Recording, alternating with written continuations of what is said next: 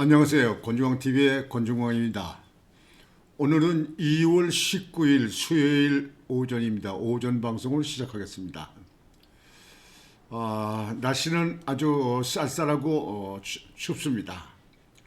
요즘에 이렇게 날씨가 봄에 이렇게 추워지고 더워지고 이렇게 일정치 못할 때 나이 드신 분들 건강관리에 특별히 신경을 많이 쓰셔야 됩니다. 신경 쓰시기 바랍니다. 오늘 방송은 여러분들에게 헌법재판소의 문제 거기에 대해서 말씀을 먼저 드리겠습니다. 여러분들 어저께 그 뉴스 보셨죠? 어제 헌법재판소에서 제9차 윤석열 대통령 탄핵 심판 이외 뜬 윤석열 대통령 측의 변호인들이 항의를 한 후 다 퇴장을 했습니다. 헌법재판소는 여러분들 지금 요즘에 가장 그 입에 오르내리는 데가 헌법재판소인데요. 헌법재판소는 우리나라의 법률적인 어떤 문제가 일어났을 적에 헌법재판소에다가 거기에 이제 재판을 구하지 않습니까? 거기는 무슨 일반 형사 민사 재판이 오는 것이 아니고 법률적인 문제를 심판하는 겁니다. 그렇게 해서 가장 우리 법을 다루는 가장 우위에 있는 그런 기관이라고 볼 수 있는데요. 지금 요즘에 헌법재판소가 공정하게 중심을 갖지 않고 어느 편견에서 하는 것 같다. 그렇게 해서 가장 요즘에 질타를 받는 곳이 헌법재판소입니다. 일부에 있는 사람들은 헌법재판소의 무용론, 헌법소의 해체론도 나옵니다. 그 이후로 여러분들 먼저 심판했던 거기에 대해서 생각을 해보시자고요. 지난번에 여러분들 아시는 바와 같이 방통위원장 이진숙 씨, 방통위원장으로 임명받은 지 이틀 만에 탄핵을 당했어요. 물론 민주당 야당의 주관이 돼서 탄핵을 했어요. 이틀 만에 그 방통위원장의 직무로 발탁받은 지 이틀 만에 탄핵을 당했어요. 이게 탄핵입니까? 횡포입니까? 아니면 이게 아이들도 이렇게 이런 놀이는 안 할 거예요. 이틀 만에 탄핵당할 사유가 뭐가 있겠습니까? 그랬는데 그걸 금세 심판에서 빨리 끝낼 수 있는 사안을 질질 끌다가 50여일이 지난 이후에 그때 가서 자연 기각이 됐어요. 그쪽에 가장 중요한 문제가 나온 게 문제냐면 헌법재판관이 8명이 있었는데 4대 4로 그 인용하자는 측이 4사람, 이게 우리 법 연구했는지 뭐 무슨 법 연구했는지 거기에 가담되는 사람이 되는 거예요. 그렇지 않은 사람들 4대 4입니다. 이거는 헌법재판소에 있는 판사들이 그 법과 양심, 자기의 고유 양심에 의해서 판결했다고 볼 수가 없습니다. 그렇다면 어떻게 4대가 4대가 됩니까? 이게 그렇잖아요. 그래서 거기에 대해서 논란이 참 많았습니다. 그랬는데 이번에 어제 그 9차 윤석열 대통령 그 변론 의견을 하면서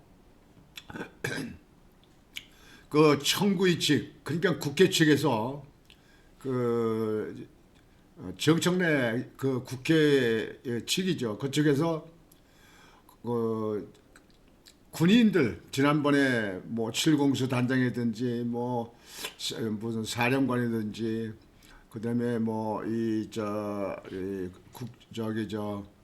국정원의 뭐 차장이고 뭐 이런 사람들 있잖아요. 경찰청장이 조사한 거, 검찰에서 조사한 거, 조서라고 하죠. 조사한 거, 그걸 증거로 증인으로 증거로 갖다 넣었어요.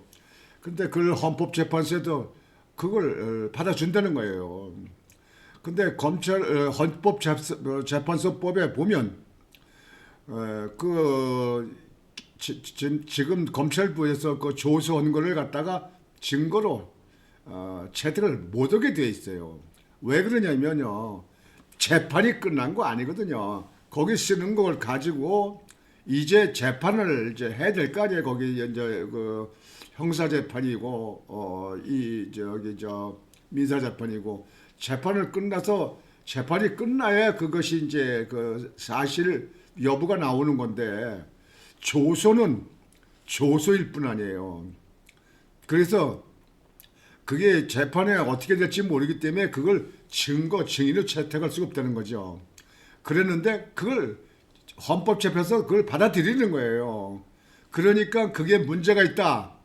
그 검찰 조사를 그걸 받아들이는 데가 어디 있냐 그래가지고 그거를 항의하다 재판부에서 그걸 받아주지 않으니까 그냥 항의하고 강력히 항의하고 나서 퇴장을 했어요. 많은 사람들이 잘했다, 퇴장을 안 했다. 헌법재판소가 지금 문제가 있지 않느냐. 지금 하는 것이 지금 국민들이 그렇게 많이 그 염려하고 그냥 질타하고 있는 그런 거에 대해서 제대로 하려고 하는 그런 의사가 없다.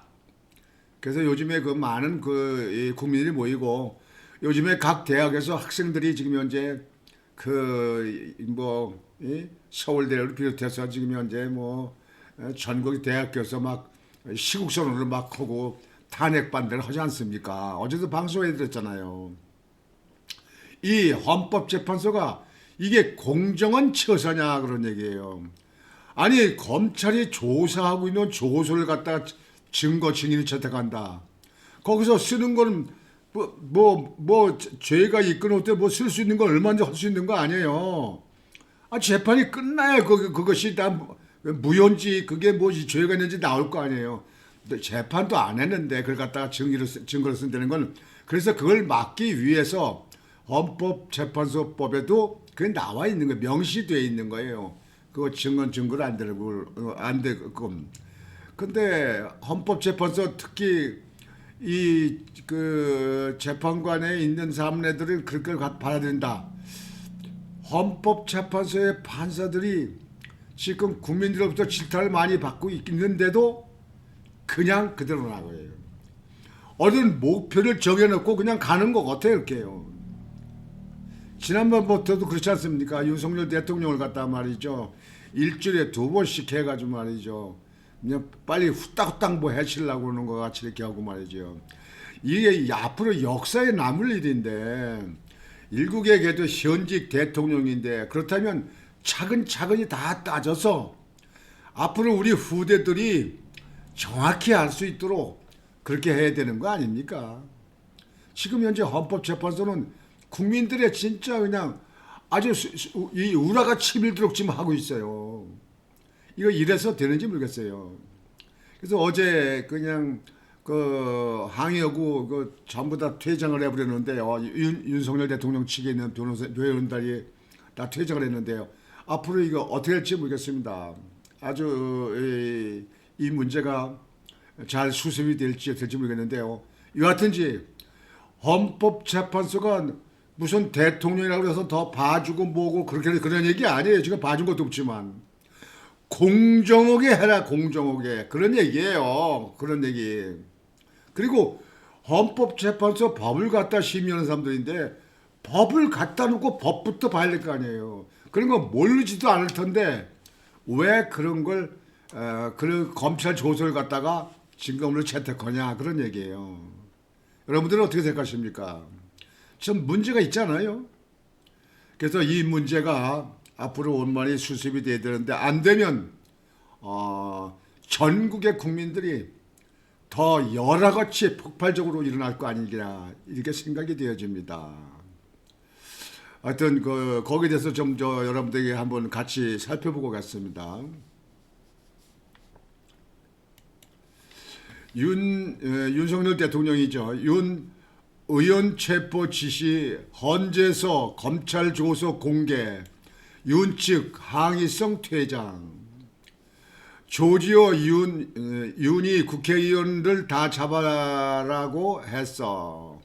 근데 지금 현재 조지오를 지금 증거로 증인을 채택으로 그러는데, 지난번에는 헌법재판소 받아주지도 않더니 이번에는 또 받아주는 것 같은데요. 뭐 몸이 아프다, 뭐 무슨 어떤 뭐 혈액에 무슨 혈액암인가 뭐 있다 해가지고 지금 현재 몸이 아프다 해가지고 지금 현재 안 나오고 그랬잖아요. 이 사람이 한 얘기입니다. 계엄전 국무회의 관련 조서도 공개. 윤측 진술 조서를 증거 조사는 법률 위반. 그거를 증거로 그걸 받아들이고 증거로 조사하는 것은 법률 위반이다. 여러분들 아까 말씀드린 대로 검찰에서 다른 사안 그 사안을 그 증인들에 대해 조사한 것에 대해서는 조서예요.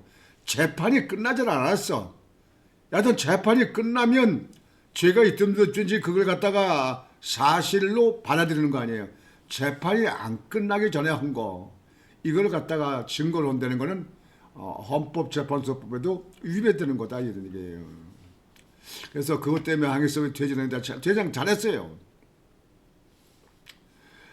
윤석열 대통령이 12.3 비상계엄 당시 조지호 경찰청장에게 국회의원들 체포하라고 지시했다는 검찰 수사 기록이 헌법재판소에서 공개됐다. 이 지금 현재 그 조서를 갖다가 공개하고 그걸 갖다 증거로 이게 채택하고 하는 바람에 이제 윤 측의 변호사들이 발끈한 겁니다. 당연하죠. 아니 헌법재판소는 법을 해야지.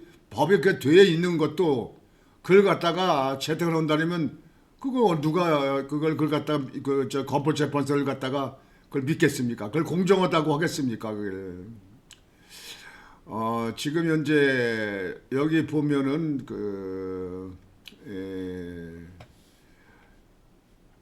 계엄전 국무회의와 관련해 국무위원들의 수사기관 조서도 이날 함께 공개됐다. 박성재 법무부 장관은 시작도 없고 끝도 없는 회의였는데 과연 국무회의 심이라고 볼 수 있는지 이론이 있을 수 있다. 고 말한 것으로 진술서에 나타났다. 한도수 국무총리는 사람이 모였다는 거 말고는 간담회 비슷한 형식이었다. 국무위원 모두가 걱정하고 반대했다고 했으며 최상목 대통령 권한대행 부총리 겸 기획재정부 장관은 회의의 국무회의 때 한다고 그때 모였던 거 회의의 시작과 종료 자체가 없었다. 그러니까 국무회의의 시작과 종료가 없었다. 한덕수 총리는 간담회 형식이었다. 이렇게 얘기한 거예요. 지금도 국무회의로 생각하지 않는다. 국무회의로 생각하지 않는다고 진술한 것으로 조서에 기록됐다. 그러니까 지금 현재 헌법재판소에서는 지난번에 방통위원장의 탄핵을 심판할 적에 결과를 4대4로다가 된 거를 봤을 적에 지금 갈려 있다는 얘기예요. 이게 재판관들이 갈려 있으면 되겠습니까? 모든 자기들 우리로 패고 세계 법 연구회고 뭐고 다 집어치고 정치적이가 이념이고 정책이고 다 떠나서 순수히 법과 양심에 따라서 재판관들은 공정하게 해야 그것이 헌법재판소의 기능이라고 볼 수 있는 겁니다. 그래야 국민들이 신뢰하고 국민들이 믿고 존경하고 존중하는 거 아니겠습니까? 만약에 이렇게 해가지고 이 심판이 끝났을 적에 과연 국민들은 헌법재판소를 믿겠습니까? 안 믿겠습니까?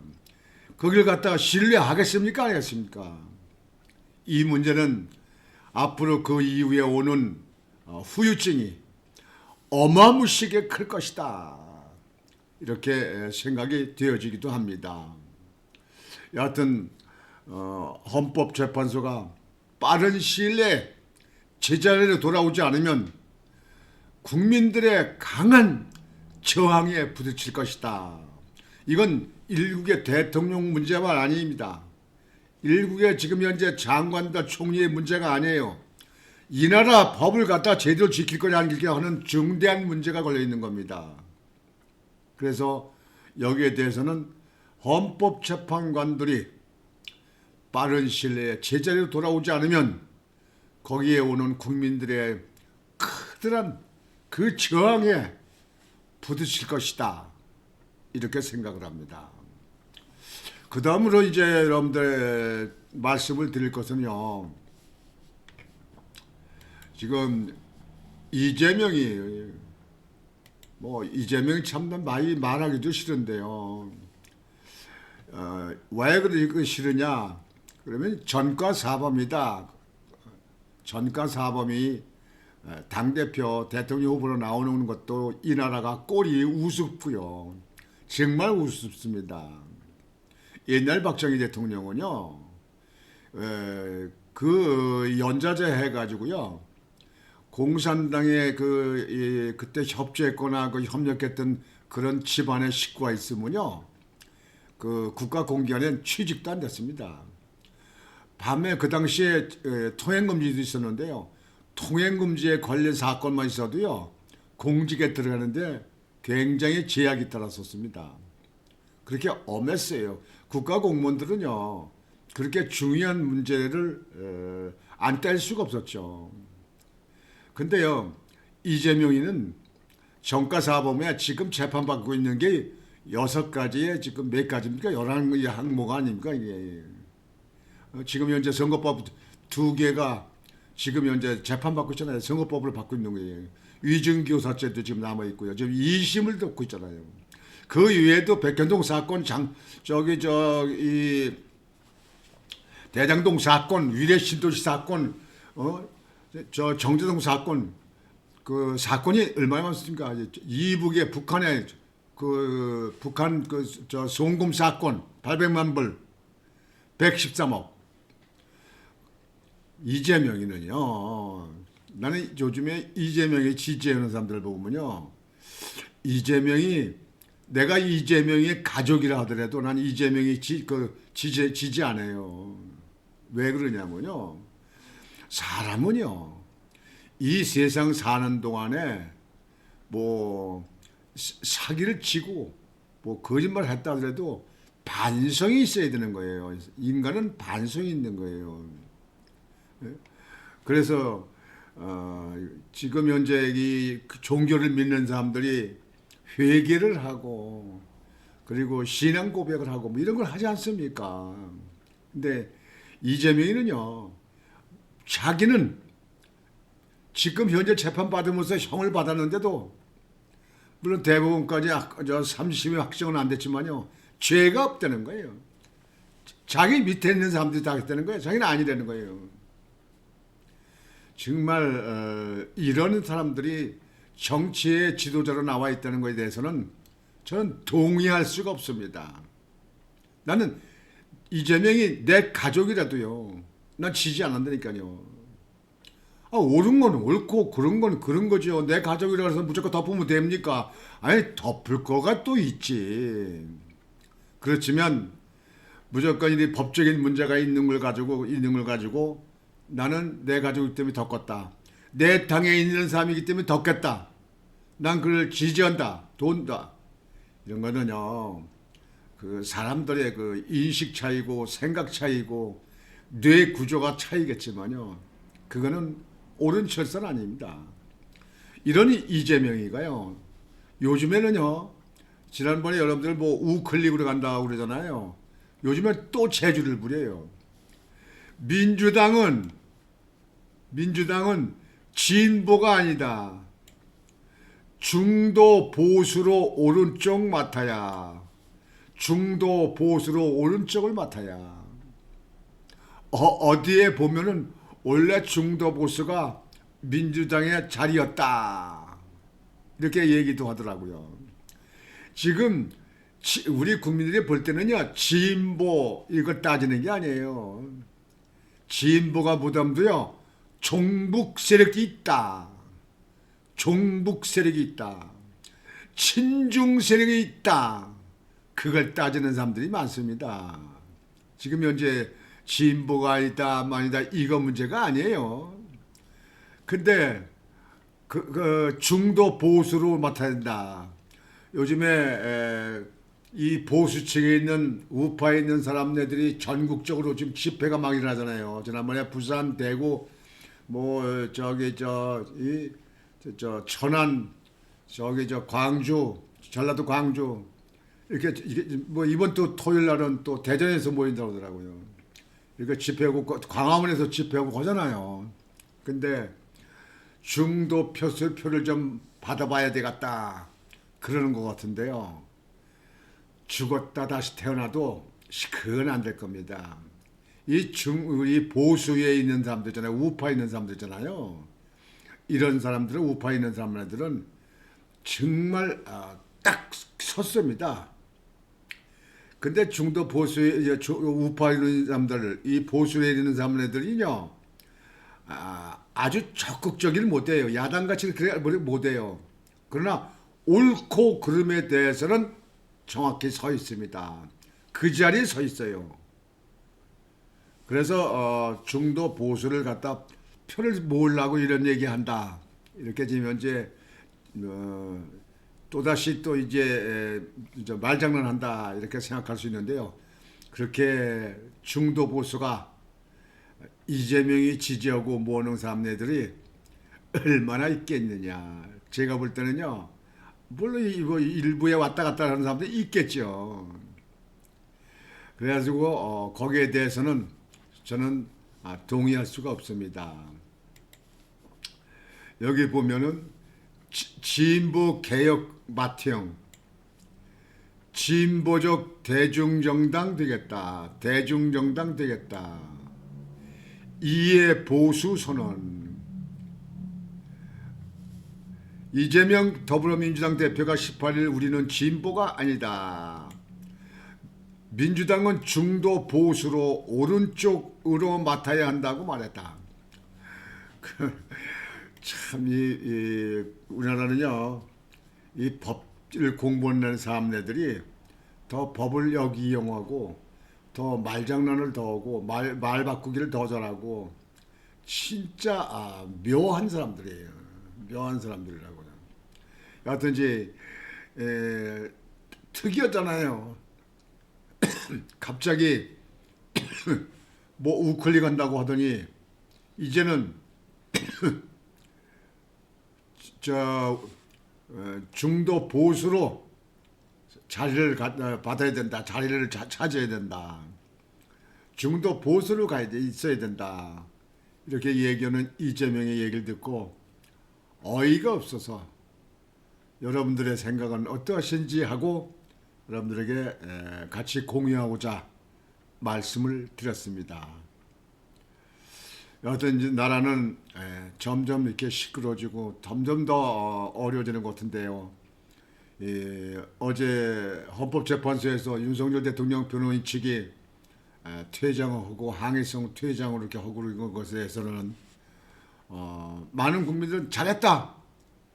아주 본때를 보여줘야 된다. 지금 헌법재판소가 일방적으로 하지 않느냐. 어느 목표를 정하고 어느 지점을 정해놓고 글로 가는 것 같지 않느냐. 뭐 지난번에 뭐 TF가 있다. 뭐 이 각본이 있어서 각본대로 한다. 이렇게 얘기도 했잖아요. 그래서 이러한 문제가 앞으로 우리 국민들에게 어떻게 받아들일 것인가. 앞으로 결과적으로 이 결론이 날 텐데 이 결론에 대해서 국민들이 신뢰하겠냐, 그걸 따르겠냐, 그걸 믿겠느냐. 그렇게 생각이 되는 겁니다. 오늘 방송은 이것으로 마치겠습니다. 여러분들 오늘도 편안하고 즐거운 하루가 되시길 바라겠습니다. 권중왕TV의 권중왕이었습니다. 여러분 안녕히 계십시오.